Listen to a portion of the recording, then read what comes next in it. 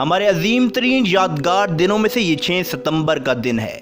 اگر آپ وہ صرف تقریر سن لیں جو ریڈیو پاکستان نے کی تھی کہ لا الہ الا اللہ کو ماننے والوں پر ہندوستان نے حملہ کر دیا ہے۔ میرے ہم وطنوں، جنگ شروع ہو چکی ہے، اٹھو اور دشمنوں پر ٹوٹ پڑو۔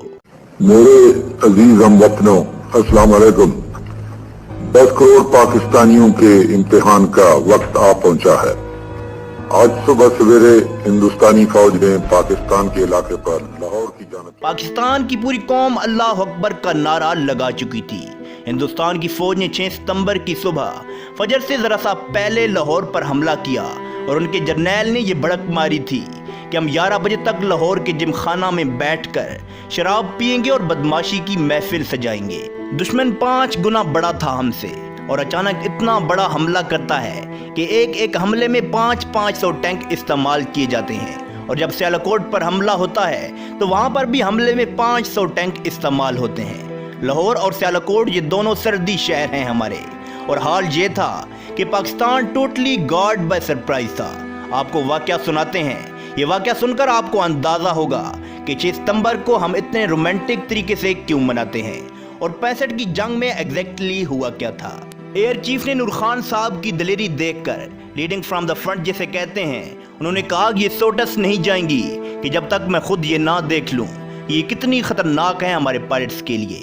پاکستان کی فوج وہ عظیم ترین فوج ہے جس میں فوجی افیسرز کا کیجویلٹی ریٹ بہت زیادہ تھا، اس لیے کہ ہمارے افیسرز آگے بڑھ کر لیڈ کرتے ہیں۔ پاکستان نیوی کے پاس صرف ایک سب مرین تھی اور وہ تھی غازی، اور اس ایک سب مرین نے دشمن کا ناکہ بند کیا ہوا تھا۔ پاکستان کی نیوی آگے بڑھ کر گئی اور دشمن کے ٹھکانے تباہ کر دیے۔ جب سیالکوٹ پر حملہ ہوا تو توپیں فٹ کر دی گئیں اور بڑے بڑے ٹینک لا کر کھڑے کیے ہوئے تھے۔ یہ وہ وقت تھا جب پاکستانی فوج جوابی حملہ کر رہی تھی۔ ایسے معجزات دیکھے گئے کہ جن کے بڑے بڑے آفیسر جنرل اینی شاہد ہیں، بلکہ ان معجزات پر بڑی بڑی کتابیں لکھی گئی ہیں جن میں ان معجزات کا ذکر کیا گیا ہے۔ ایک سیکٹر پر ہماری توپوں کو مدد کی ضرورت پڑی کیونکہ دشمن کے ٹینکوں کا دباؤ بہت سخت تھا۔ دشمن کے ٹینک ہماری توپوں کی آخری حد سے بھی 4 کلومیٹر دور تھے، مطلب یہ کہ گولہ وہاں پر پہنچ ہی نہیں پا رہا تھا جہاں پر دشمن کا ٹینک تھا، اور جب مدد مانگی گئی تو حساب لگایا گیا کہ ہماری توپوں کے گولے تو دشمن تک پہنچ ہی نہیں رہے، اور صورتحال یہ تھی کہ اگر اس وقت مدد نہ دی جاتی ہماری فرنٹ لائن کو تو پورے سیالکوٹ سیکٹر پر دشمن قبضہ کر لیتا۔ اللہ کے توکل پر یقین کریں کہ افسروں کی آنکھوں میں آنسو آ گئے اور انہوں نے اللہ پر توکل کرتے ہوئے توپوں کا منہ دشمن کی طرف کر دیا، اور جب ہماری فوج نے فائر کیا تو عجیب سا معجزات سامنے آ گیا۔ گولا اپنی ڈیسٹینیشن پر پہنچتے ہوئے 2 سے 3 منٹ لیتا ہے، اور ٹھیک 3 منٹ بعد وائرلیس پر یہ پیغام آیا کہ گولے ٹھیک دشمن کے ٹینکوں کے درمیان پڑ رہے ہیں۔ واقعی یہ ایک بڑے معجزے کی بات تھی اور اس بات پر یقین کرنا مشکل تھا، اور ہماری فرنٹ لائن نے جو مورچے آگے ہوتے ہیں وہاں سے نعرہ تکبیر کی آوازیں سنائی دینے لگی، اور یہ آوازیں آنے لگیں کہ گولے ٹھیک دشمن کے ٹینکوں کے بیچ گر رہے ہیں، اور ہماری توپوں سے جو گولے برسائے جا رہے تھے ان کی حد سے بھی دشمن کے ٹینک 3 سے 4 کلومیٹر دور کھڑے ہوئے تھے۔ نہ اس سے پہلے کبھی ہماری توپوں نے اتنی لمبی رینج میں فائر کیا، اور نہ اس کے بعد۔ گویا جب اللہ کی مدد کی ضرورت تھی تو اللہ نے اپنی مدد بھیجی۔ یہ واقعات ہزاروں کتابوں میں لکھے گئے ہیں اور ایسے کئی واقعات ہوئے ہیں۔ آپ ممتاز مفتی کی کتابیں اٹھا کر دیکھ لیجئے، الگ نگری دیکھ لیں، تلاش دیکھ لیں۔ جب 65 کی جنگ شروع ہوئی تو ممتاز مفتی لکھتے ہیں کہ مسجد نبوی میں لوگوں نے حضور اکرم کا دیدار کیا۔ لوگ کیا دیکھتے ہیں کہ حضور اکرم صلی اللہ علیہ وآلہ وسلم جنگی لباس میں ہیں اور ان کے ساتھ جنگ بدر کے شہداء ہیں، اور پاکستانی مدد کے لیے تیار ہیں کہ پاکستان پر حملہ ہوا ہے اور ہم نے اس کا دفاع کرنا ہے۔ اور یہ باتیں ممتاز مفتی نے لکھی ہیں، کتابوں میں چھپی ہیں، اخباروں میں چھپی ہیں۔ یہ باتیں ہم اپنی طرف سے نہیں بنا رہے۔ دشمن کے جہازوں کو یہ ذمہ داری دی گئی تھی کہ راوی کے پل پر حملہ کرنا ہے اور اس کو نقصان پہنچانا ہے، لیکن وہ پائلٹ پکڑا گیا، اور جب اس سے پوچھا گیا کہ پل تو تمہارے سامنے تھا، تم نے بمباری کیوں نہیں کی؟ کہتا ہے کہ مجھے بتایا گیا تھا کہ وہاں پر ایک پل ہے، لیکن جب میں نے دیکھا تو وہاں پر 6 پل تھے، میں کس پل کو اڑاتا؟ اور یہ باتیں دشمنوں نے کہی ہیں جو اس وقت پکڑے گئے تھے۔ انہوں نے بتایا کہ ہم نے دیکھا کہ ایک کالے لباس میں فوج تھی، ان کے ہاتھوں میں تلواریں تھیں اور ان تلواروں سے چمک نکل رہی تھی، اور وہ فوج گھوڑوں پر سوار تھی۔ یہ ساری باتیں دشمن کے پائلٹس کی ہیں۔ دشمن نے بتایا کہ ہم لگاتار بم گرا رہے تھے لیکن ایک بھی بم پھٹ نہیں رہا تھا۔ حضور فرماتے ہیں کہ فضائے بدر پیدا کرو، ملائک آج بھی تمہاری مدد کے لیے ضرور آئیں گے۔ جنگ بدر میں ہوا تھا ایسا۔ اللہ تعالیٰ قرآن پاک میں فرماتے ہیں کہ میں نے جنگ بدر میں مسلمانوں کی مدد کے لیے 1000 ملائکہ کو مدد کے لیے بھیجا، اور یہ بات 1400 سال پہلے تک ہی محدود نہیں ہے۔ مسلمان جب بھی پختہ ایمان کا مظاہرہ کریں گے، ملائکہ ان کی مدد کے لیے ضرور آئیں گے۔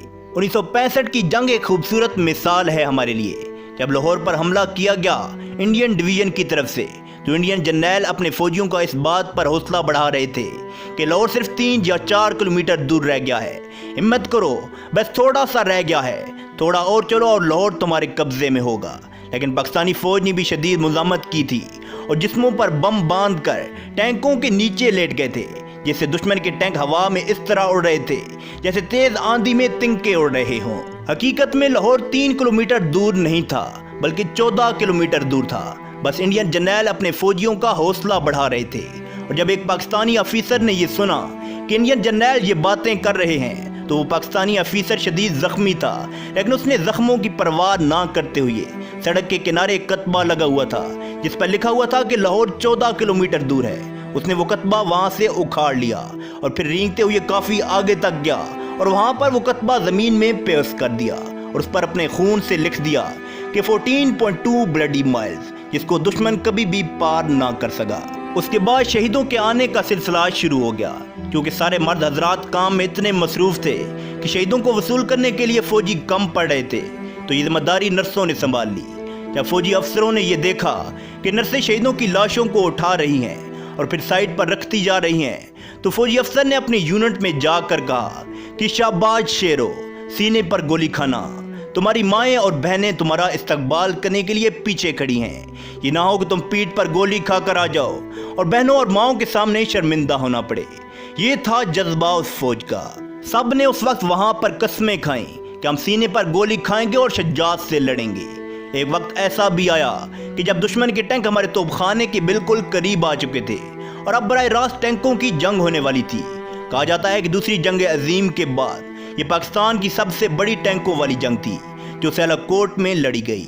باقاعدہ اٹلی آفیسر نے یہ کمانڈ دی کہ اے کی upload and A P load, یعنی ہائی ایکسپلوزیو شیل نکال دو اور ہیوی ایکسپلوژن کرو، یعنی ٹینکوں کی براہ راست لڑائی ہونے والی ہے، اور یہ ایسا موقع ہوتا ہے جب آر یا پار ہوتا ہے۔ اور ٹھیک موقع پر دھندیں آ گئی اور دھند کی وجہ سے دشمن کا ٹینک وہاں پر رک گیا۔ پھر اللہ نے دشمن کی فوج پر خوف طاری کر دیا، اور پھر پاکستانی فوج کے جوانوں نے اور عوام نے بھی اپنے جسموں پر بم باندھ کر ٹینکوں کو اس طرح اڑا دیا جیسے ہوا میں تنکے اڑتے ہیں۔ ایسی کیا چیز تھی جس نے مسلمانوں کو یہ کرنے پر مجبور کیا؟ یقیناً وہ کلمہ تھا، وہی کلمہ جو ہمارے دلوں کی دھڑکنوں میں ہے۔ یہی وہ جنگ تھی جس کو مسلمانوں نے اپنے ایمان، اپنے اتحاد اور اپنے جذبے کی بنا پر جیتا اور ملک پاکستان کو ہمارے حوالے کیا۔ کبھی اس کو چھوڑ کر نہ جانا کہ اس میں ہمارے بزرگوں کا خون شامل ہے۔ تو اس کے ساتھ ہی دوستو ہماری یہ ویڈیو اختتام پذیر ہوتی ہے۔ اس ویڈیو کے متعلق اپنی قیمتی رائے کا اظہار کمنٹ باکس میں ضرور کیجیے گا۔ تو انشاءاللہ اب دوستوں کے ساتھ اگلی ویڈیو میں ملاقات ہوگی، تب تک کے لیے خدا حافظ۔